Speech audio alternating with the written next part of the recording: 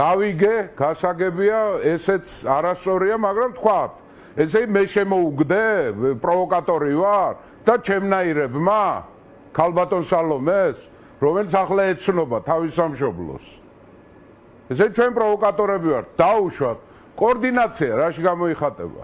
რამეზე შეათანხმა ოპოზიცია. აი იმ საკითხებზე, რაც მე ჩამოგითვალეთ ახლა, რამეში შეთანხმება არის, ანუნა. რამეს მოაბა ამ ქალმა თავი? რამდენი პროექტი დაიწყო, იმდენი ჩააფლავა.